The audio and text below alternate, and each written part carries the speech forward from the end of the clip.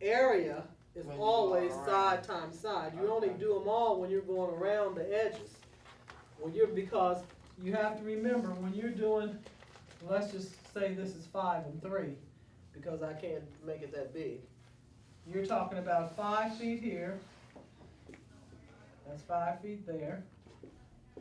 1, 2, 3, 4, 5, and 3 feet this way. 1, 2, 3. You have 1, 2, 3, 1, 2, 3, 4, 5. You have 15 squares. Mhm. That's why it's side times side. Okay. Okay?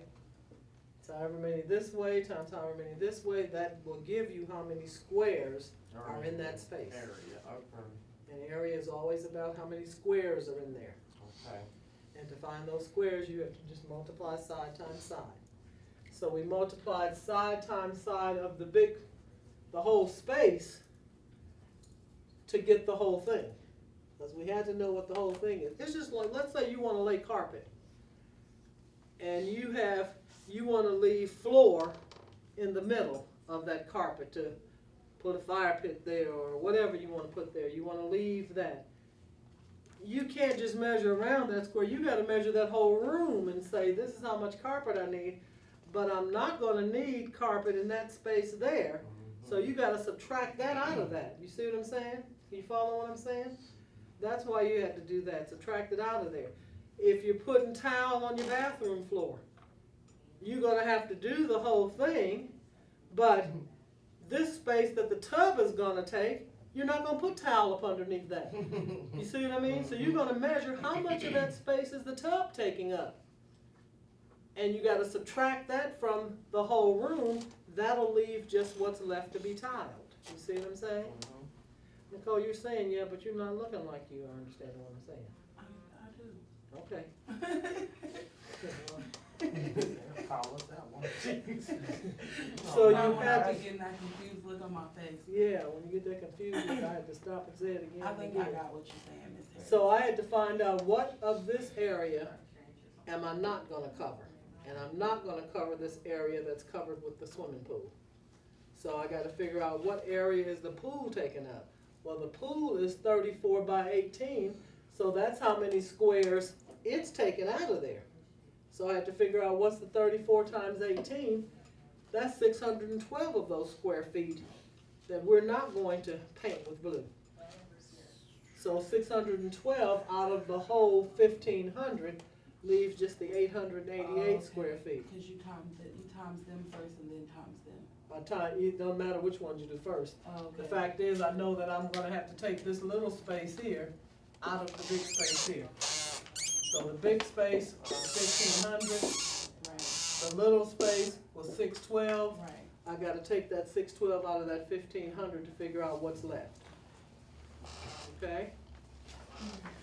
Everybody get that? So they're gonna always give you some shapes. Here's what you know, again. Circles, squares, rectangles, and triangles. Those are the only shapes that really we're expected to know how to find area, perimeter, and volume out of. There are other shapes. They have trapezoids and all kind of parallelograms. But when you have those, they'll give you the formula to how to figure it out. What's the difference between area and volume? Volume is in a 3D. Volume is how much can be held in this can. Okay. This is the area, just this part here. Okay. If I want to just paint this blue top and need to know how much paint I need, and the little paint thing says this much paint will cover so many square inches, and I need to know how many square inches I need to cover, I'm going to need to measure across this and get my diameter and multiply that by pi, and that's how much blue I'm going to need. Now if I want to know how many nuts this can hold, then I need to know the volume of this can. How much space is inside the can, all the way up.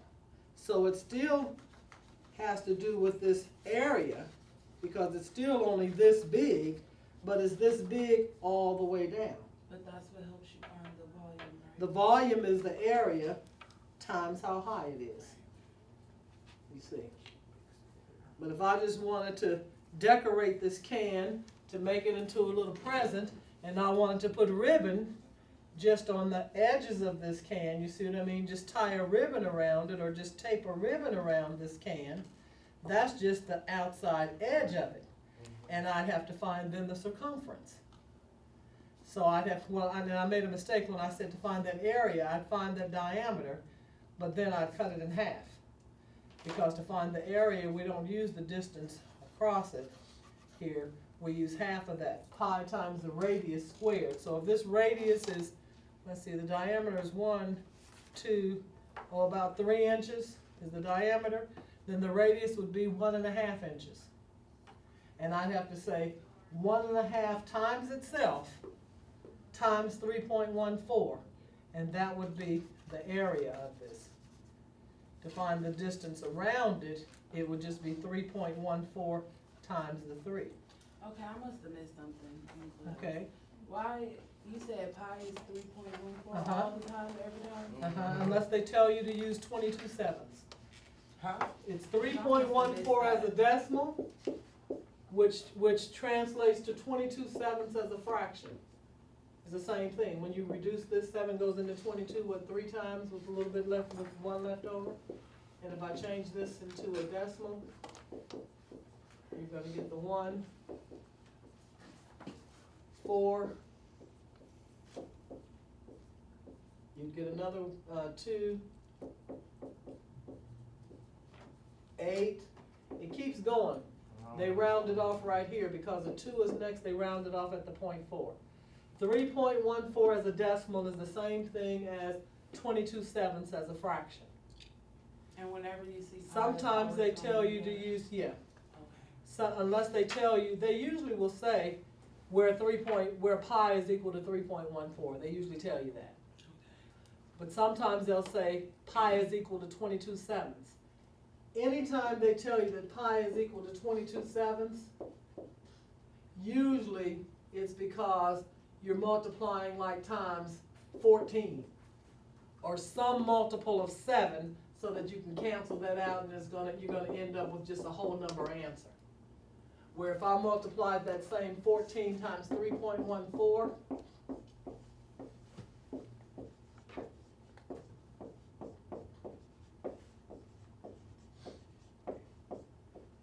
I'm getting 43.96 instead of just getting a whole number 44. You see what I'm saying? And you gotta round it, it's gonna You be gotta the round it, same it's still gonna height. be 44. Right. That's why I have found that anytime they tell you to use 22 sevenths for pi, even if it's a number I don't know that 7 will go into evenly, I try it and it always does. Only time they ever tell you to use 22 sevenths as if 7 will go into it evenly, so that your answer will just come out to be a whole number rather than still having a fraction answer. But most every time they tell you pi, it's gonna be 3.14. Okay? That's a constant.